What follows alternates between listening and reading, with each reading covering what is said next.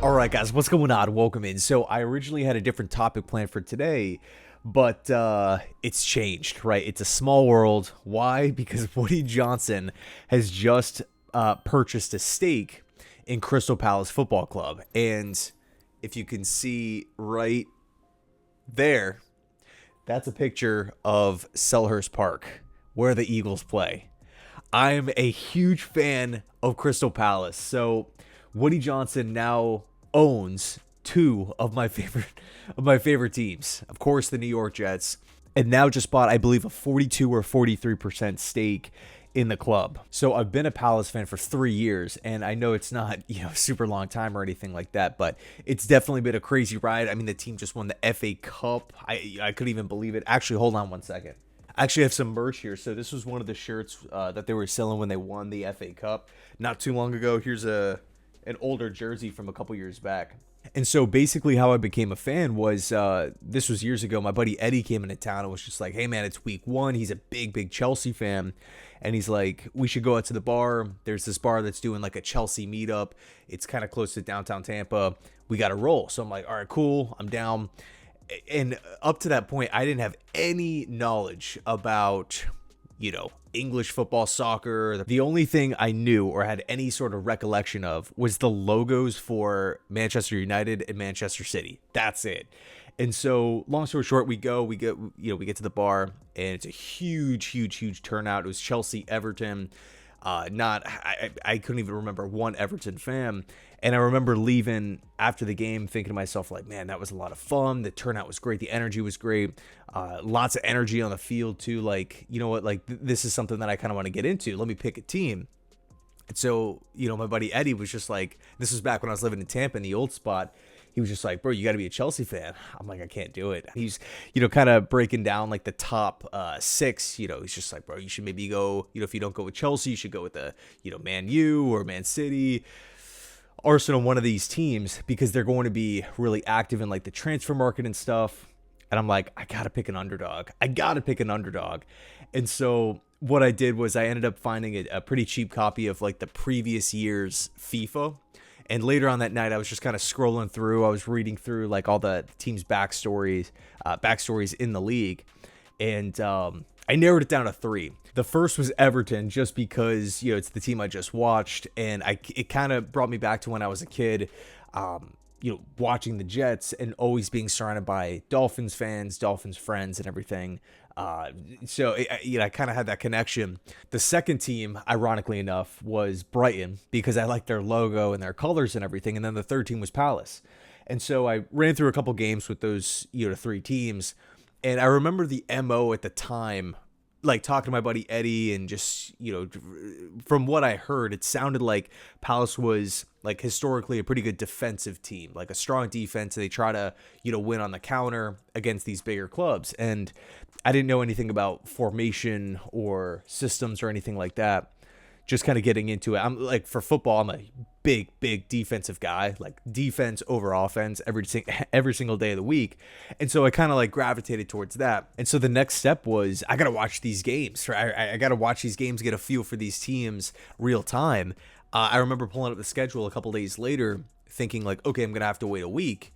And then it said that Palace was playing in like a half hour. It was Palace at Liverpool.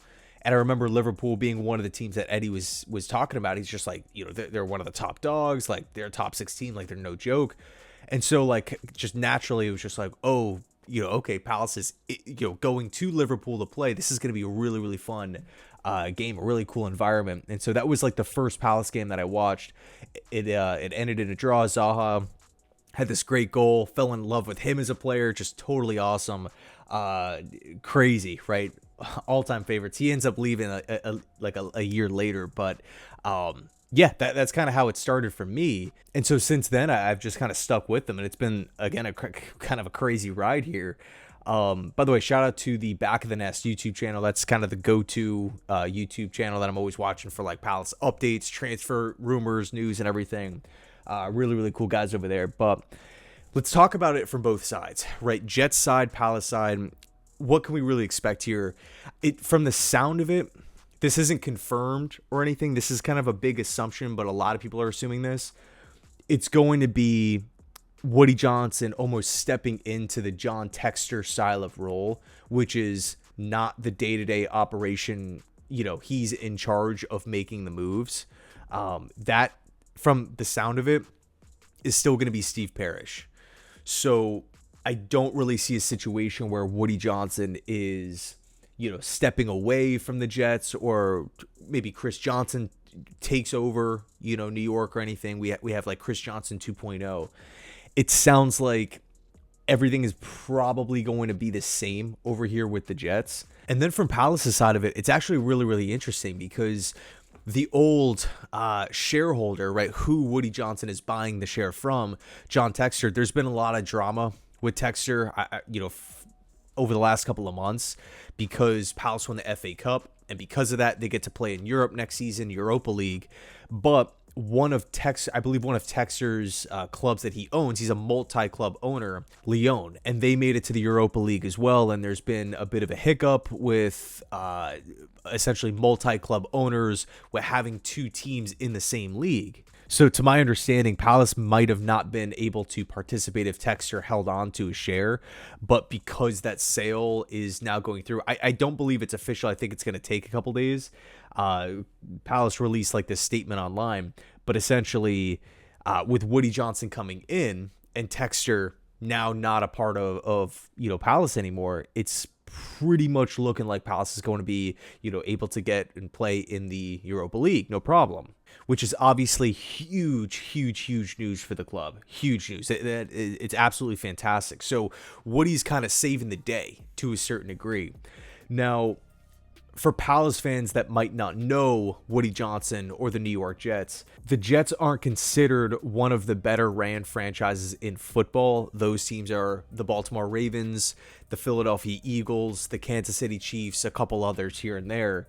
But historically, under Woody Johnson, the Jets haven't really had that much success. We haven't really had that much playoff success. Obviously, no Super Bowl championship during his tenure as owner. Hopefully that changes. But I will say this, even though you can look at the record and whatnot, the losing and just the lack of success, and it doesn't sound like Woody's going to be in that style of role with Crystal Palace. Again, it still seems like it's going to be Steve Parrish running the show here. So I know a lot of Palace fans are probably looking at this like, okay, Woody Johnson's just an investor.